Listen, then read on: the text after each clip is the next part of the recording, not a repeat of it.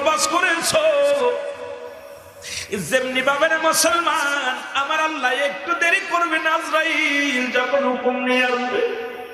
এই কথাটা বললে আপনারা বুঝতে পারবেন কোথায় রাখলাম আলোচনা, মনে রাখবেন গো।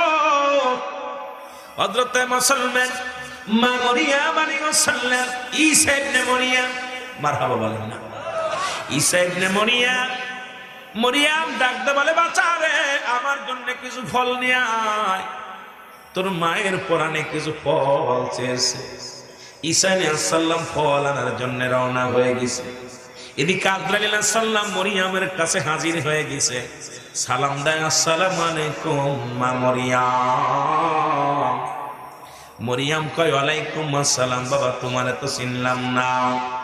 কয়, আপনি আমারে চিনবেন না? আমি জীবনে একবার আসি মানুষের কাছে গো, পৃথিবীর মধ্যে একবার আগমন করি, সেই ব্যক্তি আমি। কয়, কে গো তুমি? তোমারে তো চিনলাম না। মা মরিয়ম কয়, আপনারে তো চিনলাম না, আপনি কে? কয়, মা গো, আমি হইলাম মালাকুল মউত আজরাইল। জোরে জোরে চিল্লায়া বলা যাবে না আল্লাহু আকবার। আজরাইল ডাকতে বলে, মরিয়ম রে, আমার আল্লাহর হুকুম আছে, করে তোমার রূহটা নিয়ে যেতে হবে গো। তোমার রূহটা এখনই বাইর করে নিয়ে যেতে হবে। মা মরিয়ম ডাকতে, আজরাইল, আমার একমাত্র কলিজার টুকরা সন্তান আমার জন্য ফল আনতে গেছে রে। আমার বাবা আমার কলিজার মধ্যে আনবে, আমাকে 2টা মিনিট সময় দাও, আমি 2টা কথা বলে যাব আমার ছেলের সাথে। আজরাইল কয়, মরিয়ম রে, 2টা মিনিট নয়, 1 সেকেন্ড আমি সময় দিতে পারবো না। যেহেতু আল্লাহর হুকুম হয়েছে, আপনার সন্তানের সাথে কথা বলার সুযোগ আমি দিতে পারবো না। আমার মরিয়ম ডাকতে বলে, ও আজরাইল, আমি মরণের ভয় করি না রে, আমারে তুমি নিয়ে যাবা, আমি ভয় করি না। শুধু তোমার কাছে আমি একটু অনুরোধ করি, আমাকে কয়েকটা মিনিট সময় দাও, আমার কলিজার টুকরা ঈসা আসবে, তার কাছে আমি 2টা কথা বলে যেতে চাই। আজরাইল কয়, আমি সরি, আমার দ্বারাই সম্ভব নয়, এখনই আপনার রূহটা বাইর করতে হবে। মা মরিয়ম কয়, যদি আল্লাহর হুকুম হয় আমি আর তোমারে বাধা দিব না, আমারে তুমি নিয়ে যাও। সঙ্গে সঙ্গে আজরাইল রূহটা বাইর করে নিলেন। মরিয়ম আলাইহিস সালাম জমিনের মধ্যে পড়ে গেল। আল্লাহু আকবার বলো। মরিয়ম যখন পড়ে গেলেন, ঈসা আলাইহিস সালাম ফলের ঝাঁকা নিয়ে মায়ের কাছে হাজির হয়ে গেলেন। মা এসে দেখে মা জননী ঘুমায় আছে। মা দেখিয়ে ঘুমানো দেখিয়া ঈসা আলাইহিস সালাম চিন্তা করে, মা এখনই ঘুমাইছে, মাকে ডাকা যাবে না। ফলটা লয়ে দাঁড়াই রইলেন। ঘন্টা 2 হয়ে যায়, মাকে ডাক দেয় না, মা ঘুমাইছে। চিন্তা করে, জনম দুঃখিনী মা, আমার পায়ের শব্দ শুনিয়াই জেগে উঠত আমার মা। আমার মা তো এমন ঘুম ঘুমায় না, কোনদিন তো আমার মাকে আমি এমন ঘুমাতে দেখি নাই। কাছে যায় ডাক দেয়, মা, ও মা। মা কথা বলে না, চোখ মেলে দেয়। ঈসা আলাইহিস সালাম মারাত্মক ধরে একটা চিৎকার করে বলে, মালিক,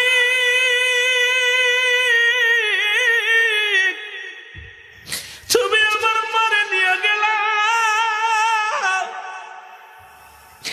আমার কোনো দুঃখ নাই, কোনো কষ্ট নাই, একটা মাত্র কষ্ট, আমার মা জননী ফল খাইতে চাইছে, আমার মায়ের সামনে আমি ফল আনতে পারি নাই। আল্লাহ, আমার মাকে আমি কি করে, মার কাছে আমি কি বলবো? চোখের পানি ছেড়ে কাঁদতে লাগলেন। ও মুসলমান, ঈসা আলাইহিস সালাম কান্না বন্ধ করে বলে, আল্লাহ, তুমি তো মানুষকে জীবিত করার সুযোগ আমারে দিয়েছো, আমাকে এই ক্ষমতা দাও, আমি আমার মায়ের একটু জিন্দা করব, 2টা কথা জিগাবো, বেশি জিগাবো না। জিবরিল আমিন কয়, আপনি আপনার মারে ডাক দেন, মা উঠে যাবে। ঈসা আলাইহিস সালাম ডাক দেয়, মা, ও মা। সঙ্গে সঙ্গে মা মরিয়মের ঘুম ভেঙে গেল। লাফ উঠে বলে, বাবা তুমি আইছো? কয়, মা আমি আইছি, ফল নিয়ে আসছি তোমার জন্য।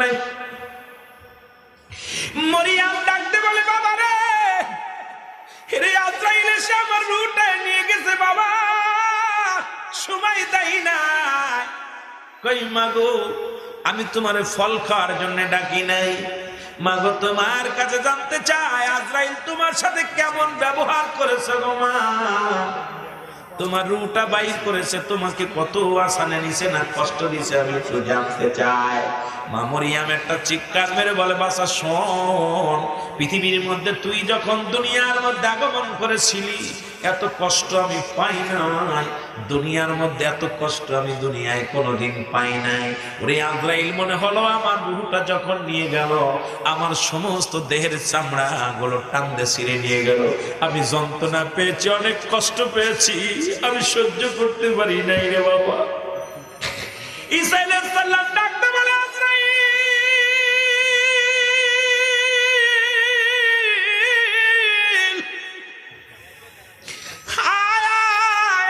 আমার কাছে আয়। আল্লাহ কয়, যারে আজরাইল আমার ঈসা ডাকছে রে, দূরে আজা। ঈসা আলাইহিস সালামের কাছে আজরাইল এসে ডাকতে বলে, হুজুর আপনি আমাকে তলব করেছেন, আমি আইছি। বলে কিসের জন্য? বলে আগে বলো আমার মায়ের রূহটা কেমনে বাইর করেছো, আমার মায়ের জানটা কেমনে বাইর করেছো। আজরাইল কয়, হুজুর বেয়াদবি নিবেন না, আপনার মাকে আমি কষ্ট দিই নাই, শুধু মাথার উপরে হাত মোবারক রেখেছিলাম, এতটুকু কষ্ট দিছি, শুধু হাত কানা রেখেছি। এইবার আজরাইল কয়, বাবু ও আল্লাহর নবী, আপনি তো জানেন আমার জমিনের মধ্যে থাকে পা, আসমানে থাকে মাথা, সব মানুষের জান কবজ করার জন্য আমি আসি না, একমাত্র আল্লাহর মাহবুব বান্দা বান্দির জানটা বাইর করার জন্য আসি। আর আপনার মায়ের রূহটা এত আসানে মৃত্যু দিয়েছি, আপনার মায়ের তো কোনো কষ্ট পাই নাই। মা মরিয়ম একটা চিৎকার মেরে বলে, আজরাইল এই মৃত্যু যদি হয় এত সহজ, কঠিন মৃত্যুটা কত কঠিন তুমি আমার বলো রে আজরাইল।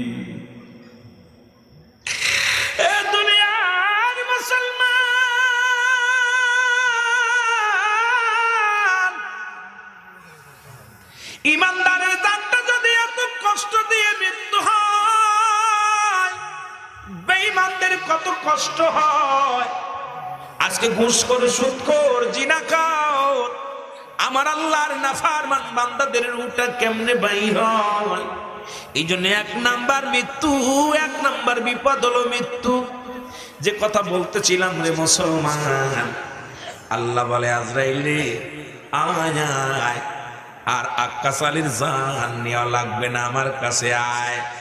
কয় জান ডানতি কইছিলাম কখন? কয় হুজুর আমার মাওলা 10 সেকেন্ডে 10 সেকেন্ড যেহেতু পার হয়ে গেছে, এখন আর জানটা গানিস নাই, চলে যায় জান্নাতের ভিতরে, কারণ ইমানদারের জন্য আমি রেখে দিয়েছি আমি আল্লাহ।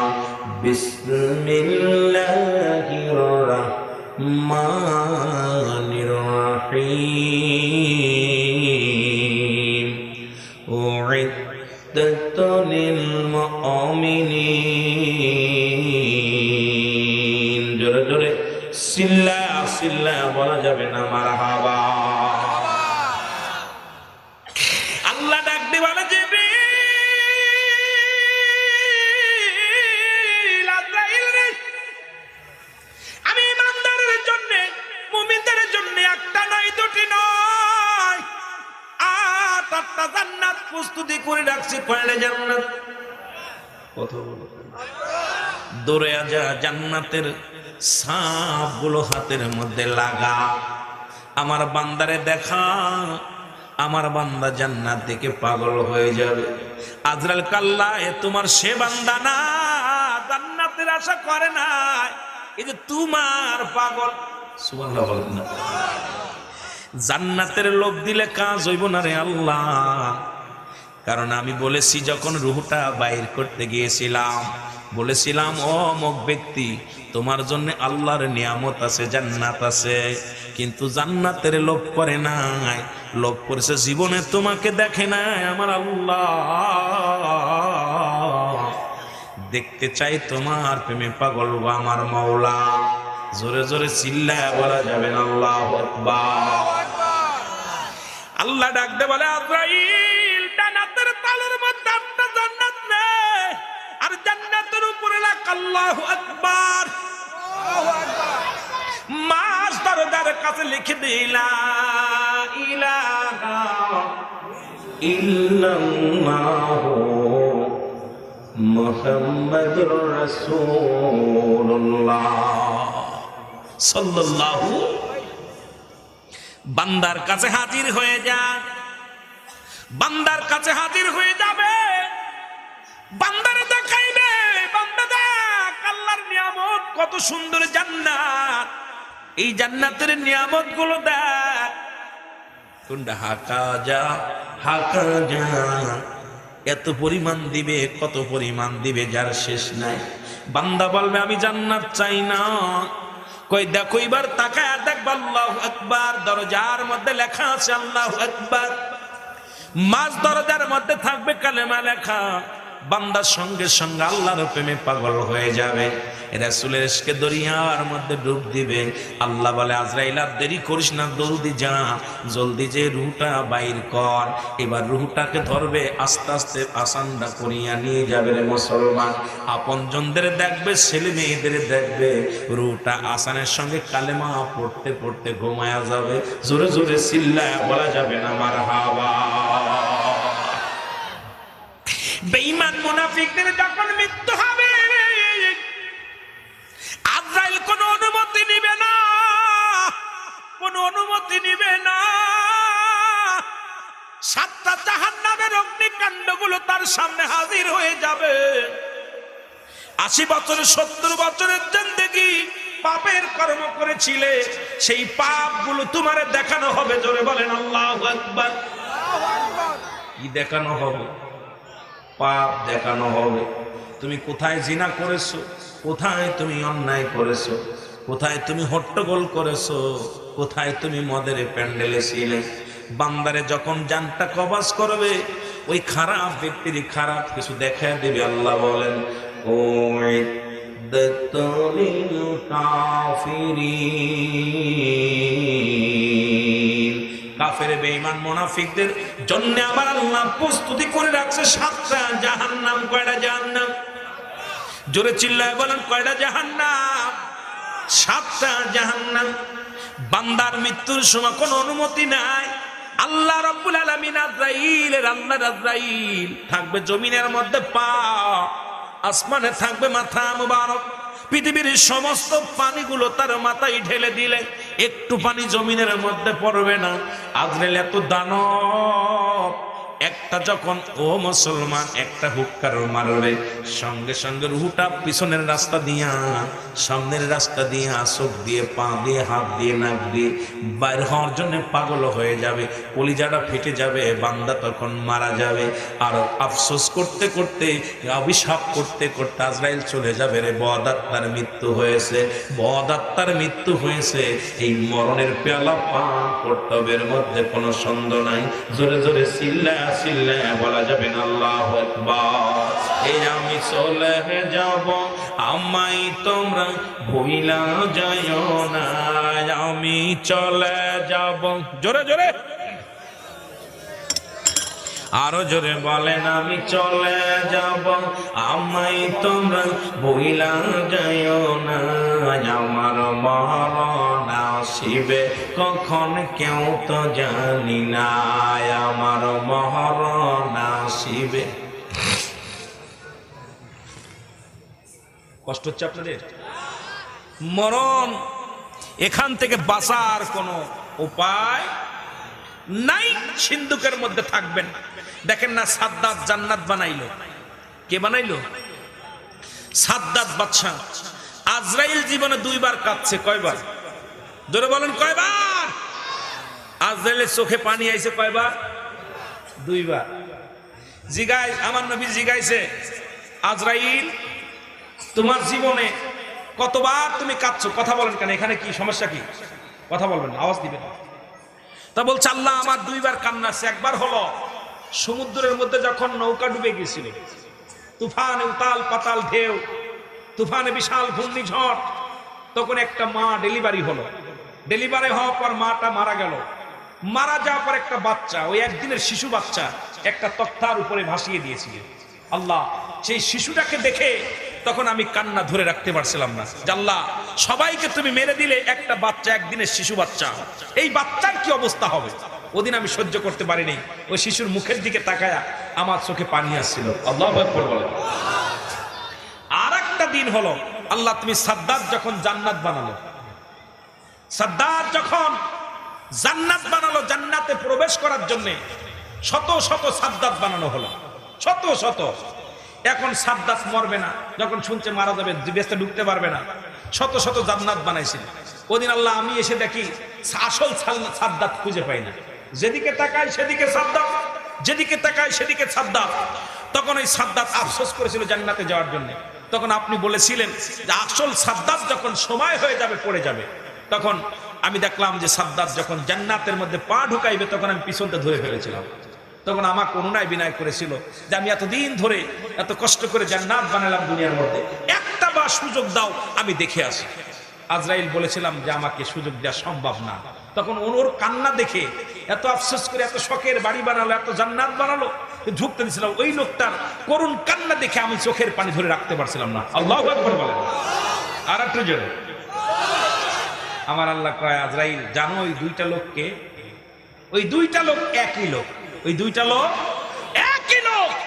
আমি আল্লাহ ওই সমুদ্র থেকে ওই বাচ্চাটারে বাঁচালাম, বাঁচায়ে তারে কি করলাম, সাগরের কুল থেকে ভাসতে ভাসতে জঙ্গলের ভিতরে গেল। জঙ্গলে যা কি করলো, বাঘের দুধ খেয়ে মানুষ হলো। কিসের? ওই জঙ্গলে বাঘিনীর বাচ্চা মারা গেল। বাঘিনী পানি খাওয়ার জন্য যখন সমুদ্রের কাছে আসছে এবং পানি খাইতে দেখে একটা তক্তার উপর একটা বাচ্চা রয়েছে, এই বাচ্চাটাকে ড্যাম্মাইয়া যখন বাঘিনী দুধ খাতে গেছে, তখনই ওই বাঘিনীর দুধটা যায় আপনার ওই সঙ্গে সঙ্গে বাচ্চার মুখের মধ্যে পড়ছে। আর বাঘিনীর দুধটা চাটা মারছে সাদ্দাত। যখন চাটা মারছে, সুরসুরি লাগছে, ভালো লাগছে। বাঘিনী তার ঘাটটা ধরে নিয়ে জঙ্গলে চলে গেছে। যায় যতদিন ওই বাঘিনীর দুধ খাওয়া আল্লাহ বনের বাচ্চা বানাইলো। কারে? সাদ্দাত বাচ্চাকে। আল্লাহু আকবার বলেন না, আরো জোরে।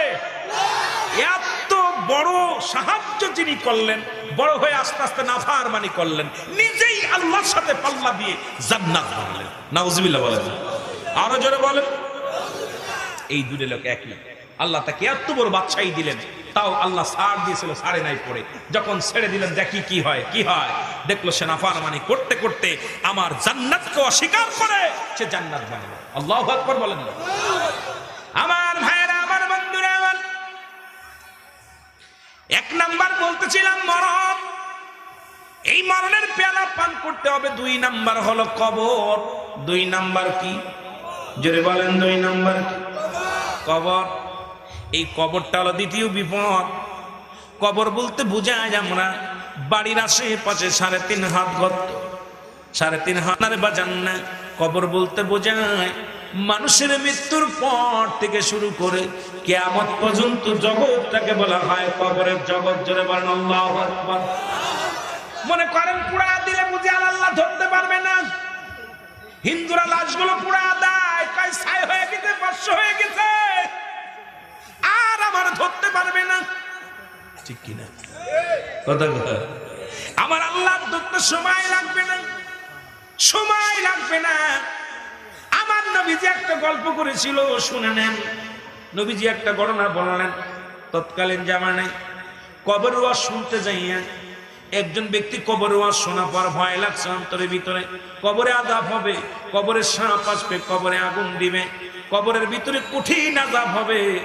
এই কথা শুনিয়া বাড়ি এসে বলে, আমার ছেলেরা রে, আমি মারা গেলে আমার কবরে ভীষণ কষ্ট হবে, আমি পাপিষ্ঠ বান্দা, ওই কবরে আমি কেমনে থাকবো?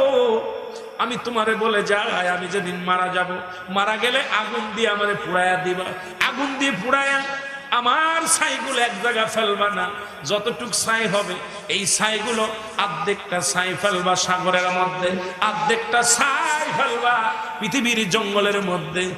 ছেলেরা যখন বাবা মারা গেলেন, ছেলেরা সবাই মিলে বাবারে পুড়াইয়া দিলেন। পুড়াইয়া ছাইগুলো সাগরের মধ্যে নিয়ে অর্ধেক ফেললেন, অর্ধেক ছাইগুলো দুনিয়ার জঙ্গলের মধ্যে ফেললেন। ফেলা পর আমার আল্লাহ কয়, জিবরিল দৌড়াইয়া যা, সাগরের ছাইগুলো তুলে নিয়ে আয়। জিবরিল আমিন দৌড়াইয়া গেছে, যা সাগরের ছাইগুলো তুলে আনছে। জিবরিল দৌড়াইয়া যা, ওই না কোথায় কোথায় জঙ্গলের মধ্যে যে ছাইগুলো ফেলা হলো, এই ছাইগুলো নিয়ে আসো। ছাইগুলো আনা হলো, একত্রিত করা হলো, ওরে জিন্দা করা হলো। ওরে জিগাও, ও একজন মুসলমান, যেহেতু মুসলমানের গর্ভে জন্ম নিছে, ও কেন এই কাজটা করতে বলল? কেন সে ছাই বানাতে বলল? কেন তারে পুড়াইয়া দিতে বলল? তখন ও জিগায়, ও আল্লাহর ফেরেশতা শোনো, দুনিয়ার মধ্যে আলেম ওলামার কাছ থেকে কবরে আযাবের ওয়াজ শুনেছি। ওই কবরে গেলে বড্ড ভয় লাগে রে। ওই কবরে আমি কেমনে থাকবো, কেমনে হিসাব দিব? আমি যে পাপ করেছি আল্লাহর আদালতে ধরা পড়ে যাব। এই কারণে আমি বলেছি, আমার এই দেহখানা পুড়াইয়া বর্ষ করে দিবি, যাতে আমার আল্লাহ খুঁজে না পায়, যাতে আমার বিচার একবার হয় আর দ্বিতীয়বার যেন না হয়। জিবরিল আমিন বলে, আল্লাহ তোমার বান্দা কবরের ভয়ে কাজ করেছে। আমার আল্লাহ বলো, ফেরেশতা ওকে জান্নাতে দিয়ে দে, কারণ কবরের ভয়ে যে ব্যক্তি আমার ভয়, কবরের ভয় যার অন্তরে ঢুকছে, আমি আল্লাহ তারে ক্ষমা করে দিলাম, আমি আল্লাহ করে ক্ষমা করে জান্নাতের মধ্যে ঢুকায়া দিলাম। জোরে জোরে চিল্লায়া বলা যাবে না আমার হাওয়া। কিন্তু সেই কবরের ভয় আমাদের নাই। প্রায় দিনই দেখি ফেসবুকের মধ্যে দাদা মারা গেছে, দাদার লাশ ধরে সেলফি তোলে, কবরে শুয়াইতেছে সেলফি তোলে, গোসল করায় সেলফি তোলে, দাদারে গ্লাস কারা নিয়ে যায় সেলফি তোলে। আরে মুসলমান, তোর কি একবার ভয় আসে না? ওই কবর ছাড়বে না, নির্জন কবর আমারে ছাড়বে না, আপনারে ছাড়বে না। এই দুনিয়ায় এমন নিষ্ঠুর পৃথিবী, পচা গলা সব গ্রহণ করবে, কাউকে ছাড়বে না। আপনি পাপী, আপনারও ছাড়বে না। আপনি ইমানদার, তাও আপনাকে ছাড়বে না। কারণ এই নিষ্ঠুর পৃথিবী ছেড়ে চলে যেতে হবে। এই নিষ্ঠুর পৃথিবী কাউকে ছাড়বে না। জোরে বলেন ঠিক কিনা? টাকাওয়ালা গেলেও নিবে, বাড়িওয়ালা গেলেও নিবে, বলবে না আমার ভিতরে দিও না, গ্রহণ করবে, ছাড়বে না। পৃথিবীর মানুষ শোনে না। 2 নাম্বার বিপদ হলো কবর। কবরে যখন শোয়া দিবেন, দেয়া পর কবরে একজন ফেরেশতা আছে, তার নাম হলো নোমান ফেরেশতা। নাম জোরে বলেন কি ফেরেশতা? নোমান ফেরেশতা। আপনারা জানেন কবরে শোয়াইলে মুনকার নেকির ফেরেশতা আসে না রে বাজান না?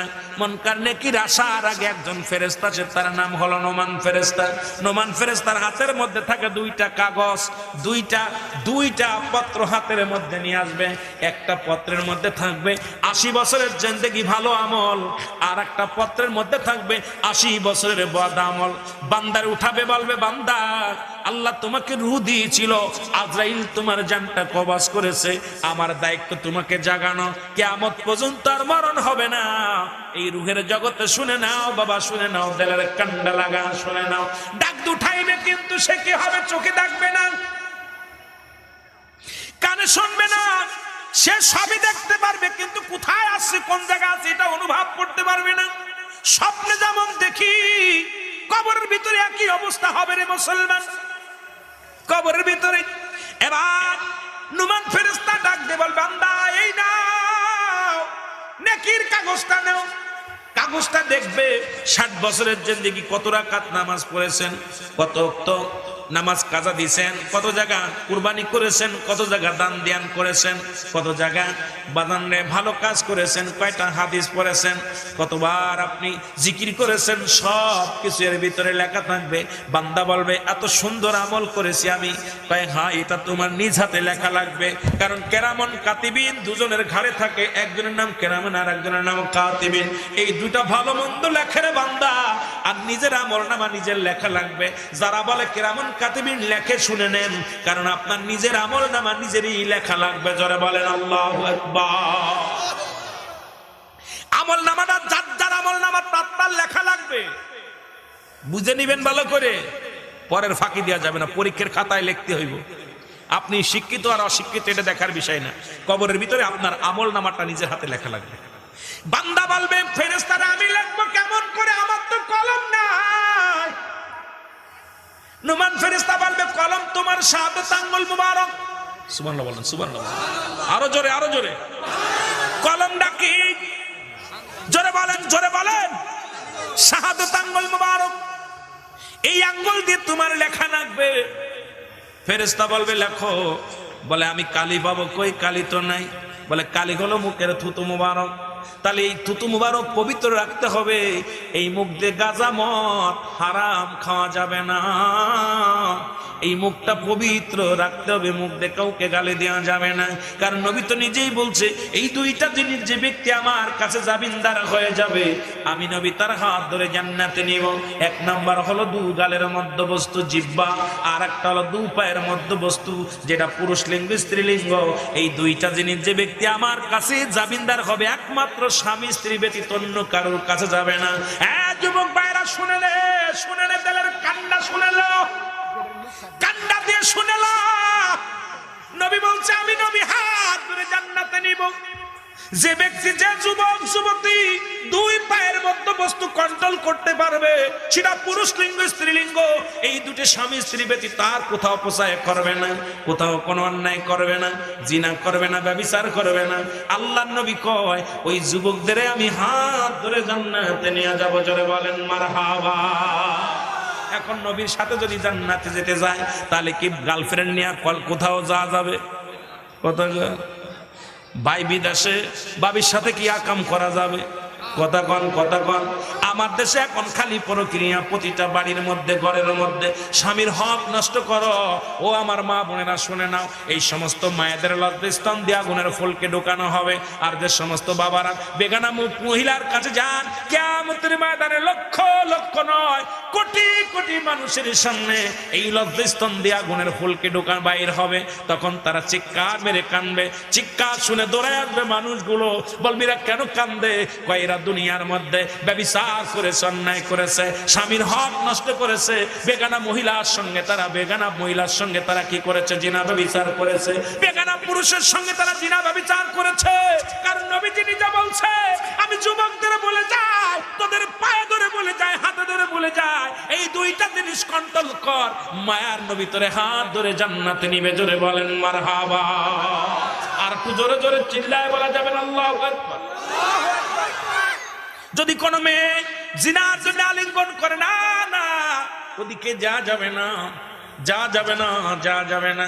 জীবন বাজান মুসলমান শুনে নেন, এদিকে সতর্ক থাকা লাগবে। আমার দাদু ভাইয়েরা শুনে নেন যে কথা বলতেছিলাম, এই কথাগুলো দিলের কান্ডে লাগানো শোনো।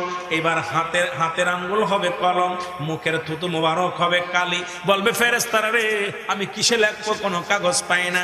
আপনাকে 3 টুকরা কাপড়ের কাপড় দেওয়া হয়। এক টুকরা কাপড়ের কাপড় টান দেখা মুসলমান গা থেকে খুলে নিবেন। প্রথম কাপড়ের কাপড় তারা খুলে নিবে, খুলে বলবে এই নাও কাগজ, তোমার নিজ নিজ কাপড়ের কাপড় 3 টুকরা কাপড়ের কাপড় দিবে। এক টুকরার মধ্যে তোমার ভালো আমল লেখা লাগবে, দ্বিতীয় টুকরার মধ্যে তোমার বন্ধ আমল লেখা লাগবে।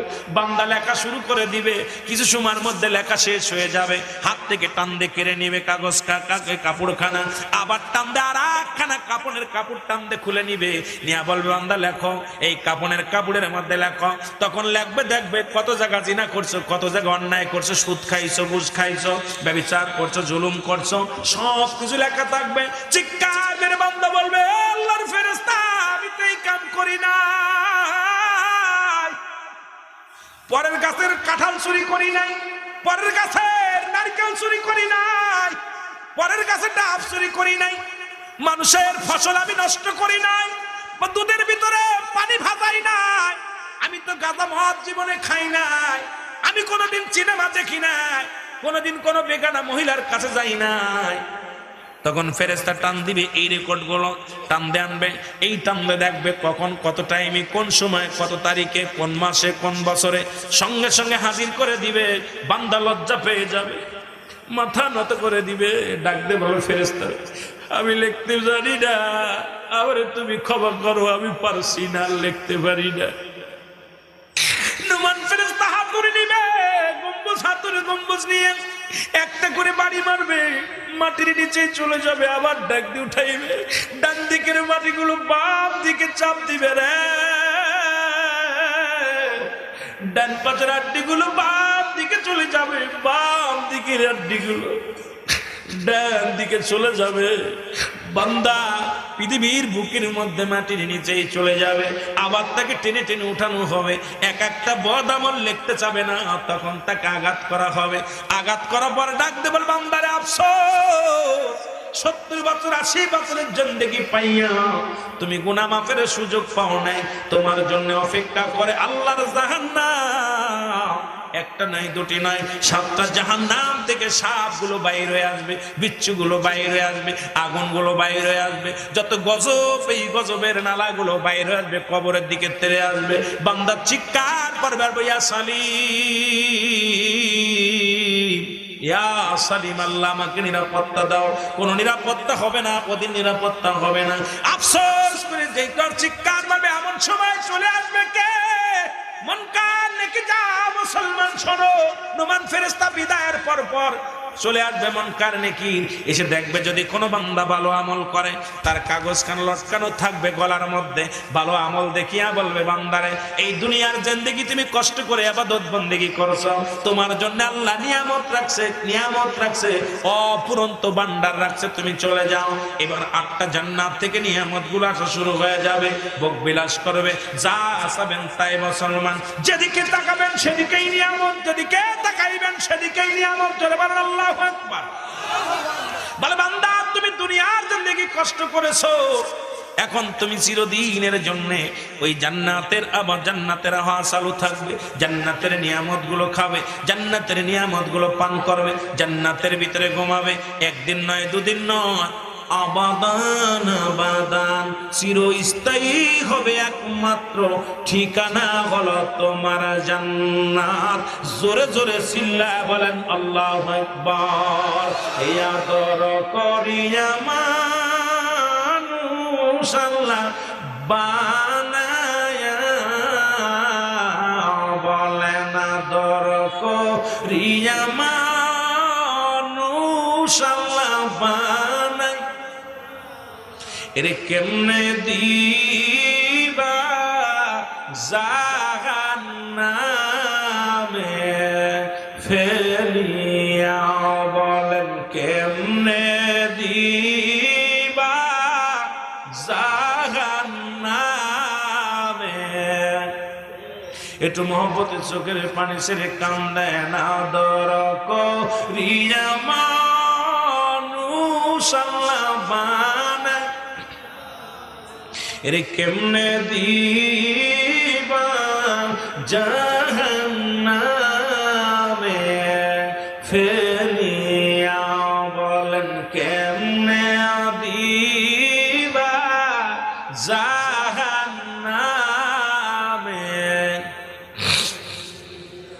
সকলে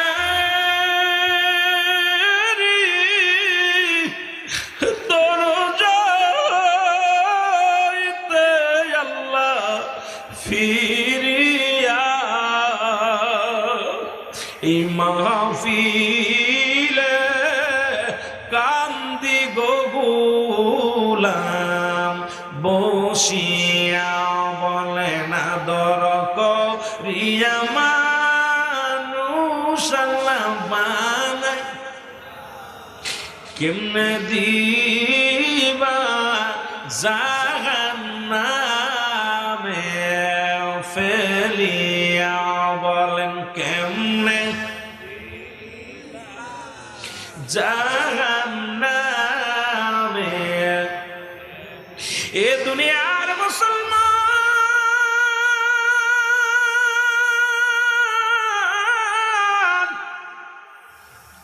জাহান্নামীদের জন্য আফসোস করতে করতে যাবে রে।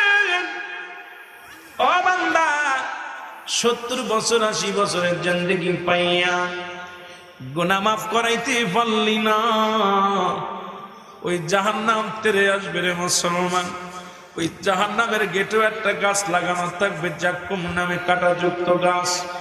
এই গাছটা ধরে ধরে টান দিয়া মানুষ গাছের মতো টান দিয়ে নিয়ে চলে যাবে। ও মুসলমান শোনো, গরম হান আসবে। জাহান্নাম পৃথিবীর মধ্যে 2 বছরে দুইবার একবার নিঃশ্বাস ছাড়ে আর একবার নিঃশ্বাস নেয়। যখন জাহান্নাম নিঃশ্বাস ছাড়ে পৃথিবীর মধ্যে গরম শুরু হয়ে যায়। জাহান্নাম তাহলে কত গরম রে মুসলমান! জাহান্নাম যার নিকটে যত দূরে তত গরম সেই এলাকার মধ্যে বেশি পড়ে। আবার জাহান্নাম যখন নিঃশ্বাস নেয়, ও পৃথিবীর মানুষ শুনে নাও, তখন ঠান্ডা পড়ে, শীত পড়ে যায়। জান্নাত যখন, যেই জান্নাত থেকে জাহান্নাম, মুসলমান জাহান্নাম বছরে একবার নিঃশ্বাস ছাড়ে, একবার নিঃশ্বাস নেয়। যখন জাহান্নাম নিঃশ্বাস নেয় তখন ওই এলাকার মধ্যে ঠান্ডা প্রশ্ন আবহাওয়া আসে, সুন্দর আবহাওয়া আসে। আমরা মনে করি শীত পড়েছে। এই শীত পড়ার পিছনে 2টা কারণ রে মুসলমান। একটা কারণ হলো ও মুসলমান, 1 নম্বর জাহান্নাম নিঃশ্বাস নেয়, আর যখন নিঃশ্বাস ছাড়ে তখন গরম পড়ে। সুতরাং মুসলমান শোনো, এই জাহান্নাম এত বড় হবে রে মুসলমান। এই জাহান্নামী মানুষগুলো ভয়ঙ্কর অবস্থা হবে। জাহান্নামী মানুষের এমন অবস্থা হবে রে মুসলমান, এই দুনিয়ার হায়ানি পাশের পানিগুলো। আর সবচেয়ে মুনাফিকদের স্থান হবে হুব্বুল ফুজুল নামে একটা জায়গা, জাহান্নামের একটা নিম্ন কাতারের জায়গা। কার আল্লাহ বলো মিনান্নাস, মানুষের মধ্যে মাকুল, তারা বলবে আমান্না, তারা ঈমান আনছে বিল্লাহি, আল্লাহর প্রতি, ওয়াবিল আখিরাতের প্রতি বিশ্বাস স্থাপন করেছে। ওমা হুম বিমুমিনিন, একদল বেঈমান ছিল, মুনাফিক ছিল।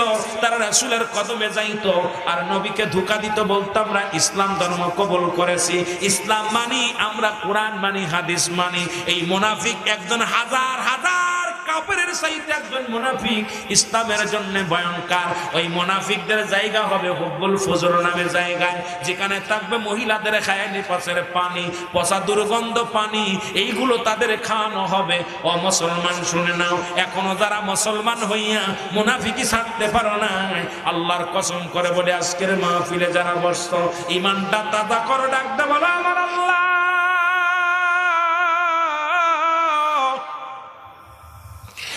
আজ থেকে জুলুম করব না, ব্যভিচার করব না, অন্যায় করব না। আজ থেকে তওবা করেছি, মাহফিলে বসে গো আমার আল্লাহ আমাদের তওবাকে কবুল করো। কারণ কিয়ামত পর্যন্ত তওবার দরজা খোলা, কিয়ামত পর্যন্ত তওবার দরজা খোলা থাকবে, নবীদের দরজা বন্ধ। ও মুসলমান শুনে নাও, এই জন্য বেশি বেশি করে তওবা করা লাগবে। জোরে জোরে বলেন ঠিক কিনা? এ ভাই, 3 নাম্বার বিপদ হলো কিয়ামতের ময়দান। ওই কবরের মধ্যে পড়ে থাকলে রে অনেক সময় লেগে যাবে রে মুসলমান। 3 নাম্বার বিপদ হলো কিয়ামতের ময়দান। এই কিয়ামত আগেই শুরু হয়ে গেছে। কিয়ামতের আগে 70টা আলামত হবে। আমার দেশের বাইরা অনেকে বলে কিয়ামতের সময় হয়ে গেছে, অনেক ওলামা একরাম কয় কিয়ামত শুরু হয়ে গেছে, আবার অনেক আলেম ওলামা এখন বলছে কোথায় কোথায় রে মুসলমান? ওই না, ওই ফিলিস্তিনের যুদ্ধ লেগে গেছে, ফিলিস্তিনের যুদ্ধ লেগে গেছে। ওখানে বলতেছে এখন কে এসেছে? মুসলমান ইসরায়েলে এসে গেছে। কোথায়? এখানে দাজ্জাল। না রে বাজান না, পৃথিবীর মধ্যে 39 জন ভণ্ড নবীর আগমন হবে। ভালো করে লেখে নাও রে মুসলমান, 39 জন ভণ্ড নবী অলরেডি পৃথিবীর মধ্যে এসে গেছে।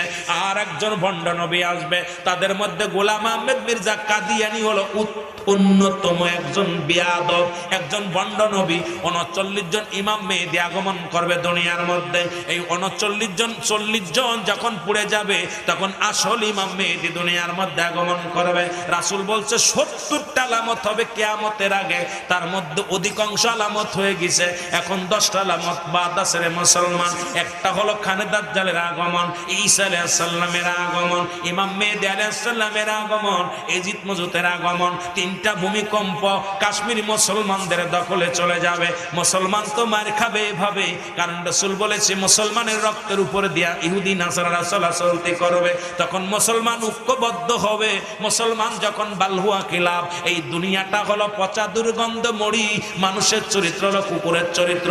এই কুকুরের খাসলাত যেদিন মানুষের ভিতর থেকে দূর হয়ে যাবে, মুসলিম জাতি সেদিন এক ঐক্যের মধ্যে আসবে। সেদিন মুসলমানের কোনো বিধাভেদ থাকবে না, ও কাঁধে কাঁধ মিলায় ঐক্যবদ্ধ হয়ে ময়দানে নামবে। সেদিন ইহুদি খ্রিস্টানদের পরাজয় হবে, মুসলমানদের পতাকা আকাশে পথ পথ করে উড়বে। জোরে জোরে চিল্লায় চিল্লায় বলা যাবে না মারহাবা।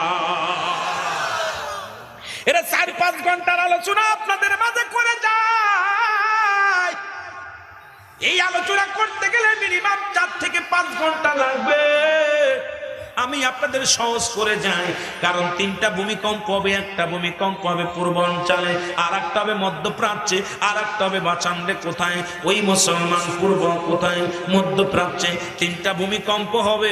এই পৃথিবীর মধ্যে পুরুষ জাতি কি হবে, পুরুষ জাতি জিনা ব্যভিচার মহিলারা পৃথিবীর মধ্যে তারা ঘর থেকে বাইর হয়ে যাবে, পুরুষ জাত ঘর ধরবে, পুরুষ জাতি কি সেক্স একেবারে থাকবে না, পুরুষ জাতিকে দাবড়ায়া ঘরে উঠাইবে রে মুসলমান। তার প্রমাণ আর বুঝতে বাকি নাই।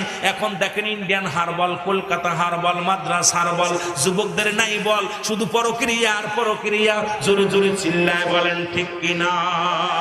এ মুসলমান শুনে নাও, নারীর হাতে নির্যাতিত হইয়া পুরুষ জাতি ঘর ছেড়ে দিবে। রাসূল বলছে শেষ জামানায় কি হবে। ইমাম মেহেদী আসার আগের ঘটনাটা শুনে নেন মুসলমান। এখন ইমাম মেহেদী আলাইহিস সালামের আসার আগে মক্কা মদিনায় প্রচুর পরিমাণ পাপ চলবে। মক্কার জমিনে প্রচুর পরিমাণ পাপের রাজ্য করে তুলবে। মদিনার বুকে বাংলাদেশের সিনেমার হল বন্ধ হয়েছে। মদিনা বাদান শুনে নেন, মক্কা মদিনায় এখন মক্কা সিনেমার হলের ভিত্তি স্থাপন হয়েছে। যদি কোনো ভাই মদিনায় থাকেন, আপনাদের আপনজন খবর লন, মিথ্যা বললে আমারে ধরে রাখবেন। মক্কা মদিনায় এখন সিনেমার হলের ভিত্তি স্থাপন হয়েছে। মদিনা শরীফ বাংলাদেশের পতিতালায় বন্ধ হয়ে গেছে, আর মক্কা মদিনা এখন মুসলিম পতিতালায় খোলা হয়েছে। পতিতালার নাম দিছে মুসলিম পতিতালায়। এর সেইটার কষ্ট থাকতে পারে না। এখন মদিনা আমাদের ইসলাম না, ইসলাম হলো আমার রাসূলের ইসলাম। জোরে জোরে বলেন ঠিক কিনা? অনেকেই বলে কাবা শরীফে মক্কায় গেলাম, মদিনায় গেলাম, আমি না পাইলাম না। আরে মুনাফিক পাবি কেমনে রে? ওরে নবীর সেই আদর্শ আমি জাহিলা শুনেছিলাম, সেই জাহিল অন্ধকার আবার বাংলার জমিনেও চলে আসছে। ওই মদিনায় নবীজি যখন নবী দুনিয়ার মধ্যে আগমন করলেন জাহিলা যুগে, তখন একজন যুবক মরালাশির সঙ্গে জিনা করেছিল। কোথায়? গোরস্থানে। আর বাংলাদেশে এখন ঢাকা মেডিকেলে মর্গের মধ্যে জিনা হয়। মুসলমান চট্টগ্রাম মর্গের মধ্যে জিনা হয়। কেমনে আসিন বাংলাদেশ বেশি ভয়ঙ্কর অবস্থানে আমরা পৌঁছে গেছি। ভালো করে শুনে নেন। অনেক দাড়িওয়ালা টুপিওয়ালা মুরব্বী বাবারা আছেন, ভালো করে জেনে নেন। কিছুদিন আগে যখন মর্গে ধরা পড়ে গেল, ঢাকা মর্গের মধ্যে লাশ কাটা ঘরে মারা গেছে বিষ খায়, আলামত পায় জিনার, মারা গেছে গলায় দড়ি নিয়ে, আলামত পায় জিনার। তখন ডাক্তাররা বৈঠক করিয়া সিসি ক্যামেরা লাগানো হলো, দেখলো সুন্দরী মহিলাদের লাশ কাটার আগে তাদের সঙ্গে জিনা করে নাই। এবার ডোমরে যখন ধরল, রিমান্ডে নিল, ডোম বলে আজ থেকে একজন নয় দুজন নয়, শত শত নারীর আমি ডোম যখন লাশ কাটি তখন তার সঙ্গে আগে জিনা করে নি। আরে বাংলাদেশে 90% মুসলমান, তারপরেও লাশ কাটা ঘরে হয় জিনা। আল্লাহ আপনাদের বাঁচায় রাখছে, শুকরিয়া আদায় করেন। আপনাদেরকে লূত আলাইহিস সালামের মতো ডলে দেওয়ার দরকার ছিল। জোরে বলেন ঠিক কিনা? আমি কি মিথ্যা করতেছি? এ যুবকরা, মিথ্যা বলতেছি? চট্টগ্রামে মেডিকেল কলেজ হাসপাতালে মরা লাশের সঙ্গে ব্যভিচার হয়, এটাও ধরা পড়ছে। ডোমকে যখন রিমান্ডে নিছে বলছে একজন দুজন নয়, যদি কোনো মেয়ে আসে আগে আমি জিনা করে নি। যে দেশে মরা মানুষের সঙ্গে জিনা হয় সেই দেশে আজকে মৌলবীরা বড় বড় কথা কও, দাড়ি টুপির মস্তানি দেখাও, পীরগিরি দেখাও, কত না ফেতনা ফ্যাসাদ বাদাও। যে দেশে জিনা হয় মরা মানুষের সঙ্গে, ওরে অন্ধকার জামানায় নবী তখন এসেছিলাম তখন জিনা করেছিল একজন কবরে মহিলার সঙ্গে জিনা করেছিল। আর আজকে আমার বাংলাদেশে এই ঘটনা ঘটে। আল্লাহ আল্লাহ, তার মানে আর বুঝতে বাকি নাই, কিয়ামতের আলামত শুরু হয়ে গেছে। জোরে জোরে বলেন ঠিক কিনা? আরো জোরে জোরে চিল্লায় বলেন ঠিক কিনা? ভাইরে, কিয়ামত, ওই কিয়ামত বলতে গেলে ইমাম মেহেদী আলাইহিস সালামের পরিচয় দিয়ে আলোচনা আমি শেষ করব। ইমাম মেহেদী আলাইহিস সালামের নাম থাকবে মুহাম্মদ। আমার দেশে অনেক পীর সাহেব ইমাম মেহেদী বলে সাজবে, আগে দুটা জুতা দিয়ে বাড়ি মারবেন না কি হবে আপনার? কারণ ইমাম মেহেদী বাংলার জমিনে আইতো না, বাংলার জমিনে কোনো পীর সাহেবের বংশ আসবে না। ইমাম মেহেদী আসবে রাসূলের বংশধর হইয়া। ইমাম মেহেদী আলাইহিস সালাম বংশ থাকবে বদুয়া গোত্র, বংশ থাকবে বাদান রে ফাতেমার বংশধর। ভালো করে শুনে নেন রে মুসলমান, ইমাম মেহেদী মেহেদির নাম থাকবে মুহাম্মদ, বাবার নাম থাকবে মুহাম্মদ আব্দুল্লাহ, বার নাম থাকবে আমেনা। নবীর মা বাবার নাম যা ইমাম মেহেদির বাবার নাম থাকবে এটা। ইমাম মেহেদী আলাইহিস সালাম মক্কা জমিনে জন্মগ্রহণ করবে, এই মক্কা বদুয়া গোত্রের মধ্যে জন্মগ্রহণ করবে। রাসূল বলছে ইমাম মেহেদী কিয়ামতের আগে আগমন হবে। ইমাম মেহেদী দেখতে তার গঠন হবে শ্যামলা বর্ণ। ইমাম মেহেদীর বুড়ুটা থাকবে টানা টানা বুড়ু। ভালো করে লিখে নেন বাবা, আপনাদের যাতে ধোঁকা দিতে না পারে। আমার আব্বারা ইমান কিন্তু হারায় ফেলবেন। খানের দাজ্জাল আইসা গেছে রে মুসলমান, জান্নাতের লোভ দিয়া দিয়া এখন অনেক মসজিদের ইমাম সাহেব এখন ওই কোথায় রে মুসলমান, ওই খানের দাজ্জালের বংশধর। আমার দেশে অনেক শায়েখ আছে যারা রাসূলুল্লাহর নাম শুনলে কষ্ট পায়, নবীজির নাম শুনলেই তাদের কলিজার মধ্যে লাগে। এরা আবার কোথায় ইসরায়েলের জানোয়ারের বংশধর, তারা জোরে বলেন ঠিক কিনা? আমার কথা শোনো রে মুসলমান, ইমাম মেহেদী আলাইহিস সালামের কানের ভিতরে থাকবে লম্বা লম্বা পশম, বুড়ো দুধে থাকবে টানা বুড়ো। ইমাম মেহেদীর সিনা থাকবে সিংহ পুরুষের মতো। ইমাম মেহেদীর মাথার চুলগুলো থাকবে কোকড়ানো মোকড়ানো। ইমাম মেহেদী থাকবে তুতলা, যখন কথা বলতে যাবে তখন বেঁধে যাবে আর উন্নতের মধ্যে জোরে জোরে থাবা লাগাবে। এটা দেখে ইমানদারেরা চিনতে পারবে। মক্কা মদিনায় যখন জিনা ব্যভিচার শুরু হয়ে যাবে, ইমাম মেহেদী রাতের অন্ধকারে পালাইবে মক্কা থেকে মদিনার দিকে রওনা হবে। কাঁদতে কাঁদতে রওনা হবে। হক্কানি উলামা ইকরাম নবীর প্রেমিকদের সামনে দেখা হয়ে যাবে। নবীর প্রেমিকেরা দেখে বলবে আপনি ইমাম মেহেদী। ইমাম মেহেদী বলবে না আমি ইমাম মেহেদী না, আমার নাম মুহাম্মদ। তখন উপর থেকে একটা আওয়াজ আসবে, এই আওয়াজটা ইমানদার সারা পৃথিবীর মানুষ শুনতে পারবে। সেইটা হলো হাজা খলিফাতুন ফিল আরদ, হাজা খলিফাতুন ফিল আরদ। এই আওয়াজটা একমাত্র ইমানদার যারা তাদের কানে যে লাগবে। তখন ডাকতে বলবে ইমাম মেহেদী গো, এই আওয়াজটা কে শোনাইল? ইমাম মেহেদী লজ্জা পেয়ে বলবে হ্যাঁ ঠিকই বলেছেন, আমি হইলাম ইমাম মেহেদী আলাইহিস সালাম। জোরে জোরে চিল্লায়া বলেন মারহাবা। ভণ্ডরা সাজিয়ে সিঁদুর নেবে আর ইমাম মেহেদী পালাইবে। এত পরিমাণ পাপ হবে, জিনা হবে, ব্যভিচার হবে, তখন পালাবে। মক্কা জমিন পাপ হবে, ব্যভিচার হবে, পুরুষে পুরুষে জিনা হবে, পুরুষে পুরুষে জিনা হবে, নারীতে নারীতে জিনা হবে। জিনা ব্যভিচারের ভয়ে ইমাম মেহেদী আলাইহিস সালাম পালাবে। আল্লাহু আকবার বলে। আমার ভাইরা আল্লাহু আকবার বলেন না। কষ্ট হচ্ছে আপনাদের? কষ্ট হচ্ছে? ইমাম মেহেদী আলাইহিস সালাম যখন প্রকাশ পাবেন, ওই দিন ইয়াজিদ মজুদের প্রকাশ পাবেন। এইরকম একটা প্রাচীর বাদশা জুলকারনাইন নবী জুলকারনাইন উনি একটা প্রাচীর করেছে। এই প্রাচীর করিয়া বাদশা জুলকারনাইন রেখে দিয়েছে। যে বাদশা জুলকারনাইন লম্বা ছিল পৃথিবীর মধ্যে 48 হাত লম্বা। ইতিহাস বলতে গেলে অনেক ওয়াজ আসে রে বাবা, 100 কিতাব মিলাইতে হবে আলোচনা, কিয়ামতের আলোচনা করতে গেলে। আপনাদেরকে আমি এক কিতাবের মধ্যে রেখে যাই। বাদশা জুলকারনাইন আল্লাহ 1600 বছর হায়াত তারে আল্লাহ দান করেছিল। আল্লাহ তারে একটা মুজিজার ঘোড়া দান করেছিল, যে ঘোড়াটা দিয়া সারা পৃথিবীর মধ্যে 2 বার ভ্রমণ করেছে। লম্বা ছিল 48 হাত লম্বা। এই বাদশা জুলকারনাইন এই প্রাচীরটা সুন্দর করে তামা 10টা লোহা দিয়ে বিশাল একটা প্রাচীর করেছে। এর মধ্যে ওই ইয়াজিদ মজুদকে বন্দী করে রাখছে। ইমাম মেহেদী যখন প্রকাশ পাবে, ইয়াজিদ মজুদের জবান দিয়ে বাইর হয়ে যাবে আলহামদুলিল্লাহ। সঙ্গে সঙ্গে প্রাচীর ছিদ্র হয়ে যাবে, দুনিয়ার আলো বাতাস দেখতে পাবে। সঙ্গে সঙ্গে বাগানে জোরে ধাক্কা মারবে, প্রাচীরটা ধাক্কা মারবে, ভেঙে যাবে, দুনিয়ার মধ্যে আগমন করবে। দুনিয়ার যত পানি আছে সব খেয়ে ফেলবে, দুনিয়ার মধ্যে খাবার খাদ্য সব খেয়ে ফেলবে। মানুষগুলো অভাবের মধ্যে পড়ে যাবে, চিৎকার মেরে কানবে, পানি থাকবে না, পানি পাবে না। চলে যাবে ইমাম মেহেদী আলাইহিস সালামের কাছে। ইমাম মেহেদীর কাছে যা বলবে, ইমাম মেহেদী গো, আমাদের একটু দোয়া করো, আমাদের জন্য একটু দোয়া করো। ইমাম মেহেদী আলাইহিস সালাম হাত উঠায় দোয়া করবে, সঙ্গে সঙ্গে আমার আল্লাহ একটা বিছা জাতীয় প্রাণী পাঠাবে। এই বিছা জাতীয় প্রাণী যখন মানুষের দেহের মধ্যে লাগবে, ওই প্রাণীর গায়ে লাগবে, ক্যান্সার ধারণ হবে, সঙ্গে সঙ্গে সে মারা যাবে। মরা প্রাণী, দুনিয়ার মধ্যে হাজার হাজার মানুষ মরে থাকবে, প্রাণীগুলো মরে থাকবে। তখন আবার যাবে ঈসা আলাইহিস সালামের কাছে, বাজানরা শুনে নেন, ইমাম মেহেদী আলাইহিস সালামের কাছে। ইমাম মেহেদীর বলবে, হুজুর একটু দোয়া করেন। ইমাম মেহেদী আলাইহিস সালাম দোয়া করবে।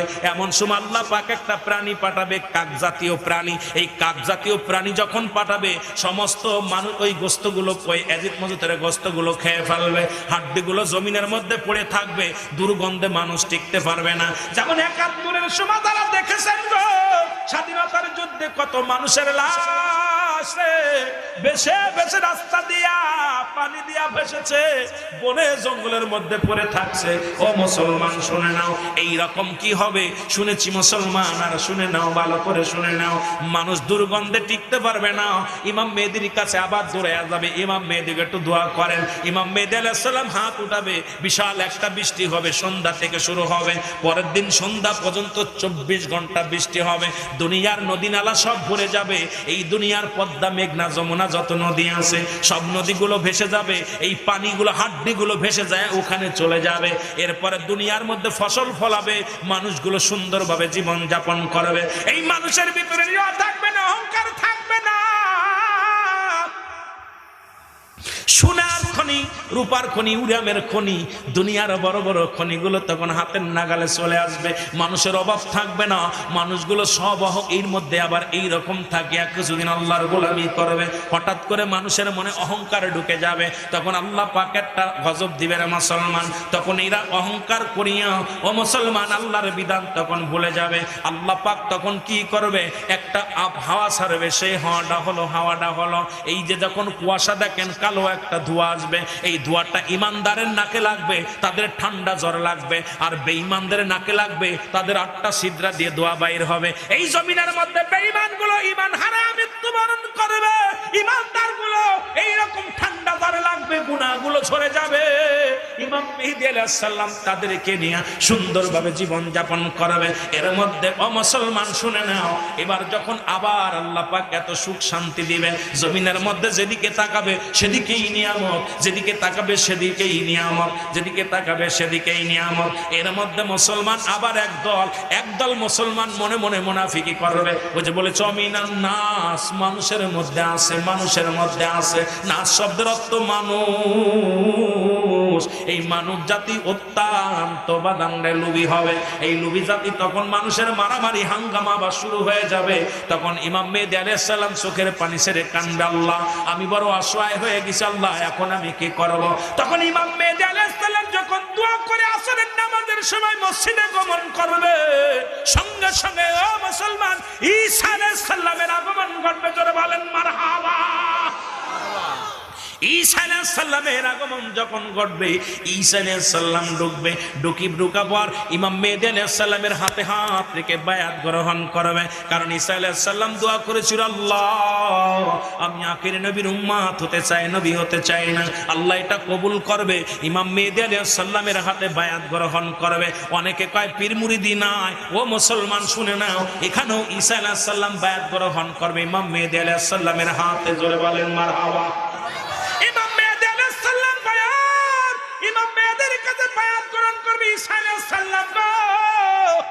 আসরের নামাজের ইমামতি করবে ইমাম মেহেদী আলাইহিস সালাম। মুসল্লি হবে হযরত ঈসা আলাইহিস সালাম। ঈসা নবী হবে ওই দিন ইমাম হবে ইমাম মেহেদী আলাইহিস সালাম। ঈসা আলাইহিস সালাম হবে মুসল্লি। নামাজ শেষ করবে, দুজন মিশন শুরু করে দিবে। এর মধ্যেই খবর পড়ে যাবে, ওই কোথায় রে মুসলমান, ইসরায়েলের জমিনে, ওই জেরুজালেম যেখানে ইসরায়েলের জমিন। আজকে ফিলিস্তিনকে যারা আজকে ফিলিস্তিনের রক্ত জড়ায়, শোনো, এই ফিলিস্তিনের জমিনটা ছিল ধনী জমিন। ফিলিস্তিনের জমিন অসংখ্য নবীগণ আগমন করেছে। মসজিদ আকসা আছে, বড় বড় অমূল্য সম্পদ মুসলমানদের রয়েছে। হ্যাঁ মুসলমান, ইসরায়েল একটা একটা সম্প্রদায়ের লোক। ইসরায়েল ছিল একটা যাযাবরী, ইসরায়েলের কোনো বাড়ি ঘর ছিল না, খাবার ব্যবস্থা ছিল না। মুসলমানদের দিলে বড় মায়া, মুসলমানদের কাছে এসে সাহায্য চাইল। ও মুসলমান, ইসরায়েলটা তখন কুরআন পড়েছে সূরা তাওবার মধ্যে 6 নম্বর আয়াত। আল্লাহ বলে, হাবিব রে, আপনার কদমের মধ্যে যদি কেউ যায়, যদি সাহায্য চায় সাহায্য দেন, নিরাপত্তা চাইলে নিরাপত্তা দেন, নিরাপদ স্থানে পৌঁছায় দিলে আপনি পৌঁছায় দেন। এই ঘোষণা হলো আমার আল্লাহ। সূরা তাওবা 6 নম্বর আয়াত। 6 নম্বর আয়াত। বাবা, লম্বা আলোচনা এত ছোট করা যায় না, অত বড় লম্বা আলোচনা করতে গেলে সময়ের ব্যাপার রে মুসলমান। এই মুসলমানদের কান্না লাগা শোনো। ইসরায়েল তাদের খাবার ব্যবস্থা করলেন, থাকার ব্যবস্থা করলেন, শোয়ার ব্যবস্থা করলেন, সব কিছু দিয়ে সাহায্য করলেন, কারণ মুসলমানদের দিলে মায়া। আজকে সেই ইসরায়েলেরা আজকে ফিলিস্তিনের রক্ত ঝরায় রে মুসলমান। আমার বড্ড ভয় হয়, বাংলাদেশে 11 লক্ষ রোহিঙ্গা ঢুকেছে রে মুসলমান। এমন একটা দিন আসবে আমাদের সঙ্গে ওরা যুদ্ধ ঘোষণা করবে। এখন দেখেন যত মাদক সেবন ওই মিয়ানমার থেকে মাদক আসতেছে, আমার যুবকদের হাতে মাদক ধরাইয়া দিচ্ছে, অস্ত্র ধরাইয়া দিচ্ছে। ওই রোহিঙ্গাদের আমি বলবো, সরকারি দল বিরোধী দল, বাংলাদেশের সুশীল সমাজ যারা আছেন সবার কাছে আমি দাবি করব, তাড়াতাড়ি নাই হয় না, তাড়াতাড়ি ওই মিয়ানমার থেকে আসা রোহিঙ্গাদের বিতাড়িত করেন, নয়তো আমাদের অবস্থা ফিলিস্তিনের মতো হবে। ফিলিস্তিনের মতো আমাদের রক্ত ঝরবে। একদিন ওরা অস্তিত্ব টিকে রাখার জন্য আমাদের সঙ্গে ওরা যুদ্ধ ঘোষণা করবে। জোরে জোরে বলেন ঠিক কিনা? হয়তো আমি থাকবো না, আমি বলে যাচ্ছি কথাটা, হয়তো সাথে বাঁচবো না। এই ইসরায়েলকে সাহায্য করেছিল ফিলিস্তিন, শুবার জায়গা, থাবার জায়গা। তখন ফিলিস্তিন ওই ইসরায়েলের কিছু সৈন্য ছিল, এরম একটা বস্তির মতো 1050 মানুষ। তখন ইসরায়েলরা আয়সা ফিলিস্তিনের কাছে, ওরা ক্ষতিগ্রস্ত, অভাবগ্রস্ত, একে যুদ্ধগ্রস্ত, দ্বিতীয় ছিল ভূমিহীন, ভূমি ছিল না। তখন ফিলিস্তিনের কাছে সাহায্য চাইল, আমাদের সাহায্য করেন। মুসলমানদের দিলে মায়া, তখন তারা একটা ভিটার একটা দিয়ে দিলেন, একটা আপনার ওই জায়গা দিয়ে দিলেন যে আপনারা এই জায়গার মধ্যে থাকেন, খাবার ব্যবস্থা, শোয়ার ব্যবস্থা, সব ব্যবস্থা করলেন। করার পর দিনে দিনে দিনে দিনে দিনে তারা এত পরিমাণ বাচ্চা কাচ্চা নিছে, তাড়াতাড়ি বিস্তার লাভ করেছে। রোহিঙ্গারা প্রতি এখন 11 লক্ষ, প্রতি মাসে এখন 1 লক্ষ বাচ্চা নিচ্ছে প্রতিদিন, প্রতি মাস, প্রতিদিন। ওরা এখন ওদের কোন বা বিস্তার লাভ করার জন্য এমন অবস্থা, উকিয়ার জমিনে যাবেন, আপনার চট্টগ্রাম উকিয়ার জমিনে আশ্চর্য হয়ে যাবেন। এখন ফতে ঘাটে রোহিঙ্গার যন্ত্রণা, ঢাকা শহর এখন রোহিঙ্গাদের দখলে। রোহিঙ্গারা এখন যেখানে সেখানে ঢুকে যাচ্ছে, কারণ দেখবেন অতি ফস করে এই বাংলাদেশের একটা মরণ কামড় দেবে তারা। কারণ এদেরকে যদি এখনো বিতাড়িত না করে, আমরা মানবিক দৃষ্টিতে আমরা তাদের জায়গা দিছি, আমি বলবো না তাদেরকে জায়গা দিছি, আমরা এই অন্যায় করি নাই। কারণ যখন তারা অসহায় ছিল আমরা সাহায্য করেছি, খাবারের ব্যবস্থা করেছি, থাকার ব্যবস্থা করেছি। এখন তারা আমার দেশের নাগরিক হওয়ার জন্য বিভিন্ন কৌশলে